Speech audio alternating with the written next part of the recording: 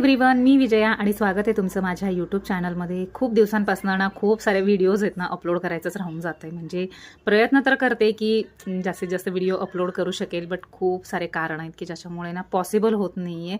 तर त्याच्याबद्दल खूप खूप सॉरी. आणि आज जे आहे तर आळूच्या वड्या करायचं ठरवलेलं होतं, म्हणजे प्लॅन होता तसं. तर समोर म्हणजे माझ्या घराच्या बाजूलाच भाजी मार्केट आहे, तर तिथल्या बाबांनी जे आहे त्या आळूची पानं वगैरे आणलेली होती. आणि मी काय जास्त तामझाम करत नाही आळूच्या वड्यांना, बस साधं ते पानं धुवून टाकते, त्याच्यानंतर लाटण्याने त्याच्या ज्या शिरा असतात ना त्या सगळ्या छान लाटून घेते, जेणेकरून त्याच्यातला जो तो रस असेल तो निघून जाईल, म्हणजे जिभेला चुरचूर नाही होणार किंवा जीभ ओढल्यासारखी नाही वाटणार असं. आणि परत ती पानं धुवून घेतली. आणि मग इकडे डाळीच्या पिठामध्ये फक्त लाल मसाला, थोडंसं हळद, मीठ, बस एवढंच घालून घेतलं. आणि थोडंसं ओवा, कारण की डाळीचं पीठ खाल्लं की मग थोडं पोटात दुखायला लागतं ना, म्हणून ओवा टाकून घेतला.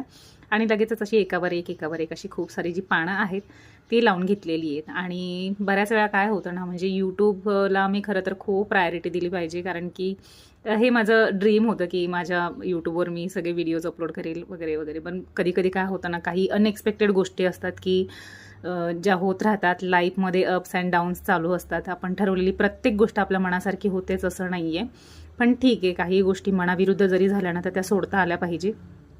आणि जे मनाविरुद्ध आहे ते सोडून परत मूव ऑन करता आलं पाहिजे. तर बस तसंच काहीसं माझंही शेड्यूल सध्या चालू आहे की प्रयत्न करते की जेवढ्या जास्तीत जास्त गोष्टी म्हणजे सेट करता येतील, थोडंसं शेड्यूल माझं व्यवस्थित करता येईल, हे सगळे प्रयत्न मी करतेच आहे. त्याचबरोबर जे आहे तर आज स्वयंपाकामध्ये ॲक्च्युली वरण भातच लावायचा होता, तर भात मी ऑलरेडी लावून घेतला कुकरला.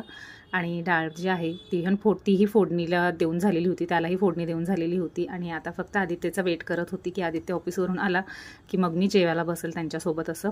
आणि आपलं नेहमीचंच एक आवडीचं काम नाही का, स्वयंपाक वगैरे झाला की किचन वगैरे छान क्लीन वगैरे करून टाकणं आणि डस्टिंग, म्हणजे किचनचा प्लॅटफॉर्म जो आहे तो स्वच्छ दिसला की मग बरं वाटायला लागतं. बस धावपळ होते सध्या खूप जास्त, किंवा मनस्थिती नाही आहे तशी.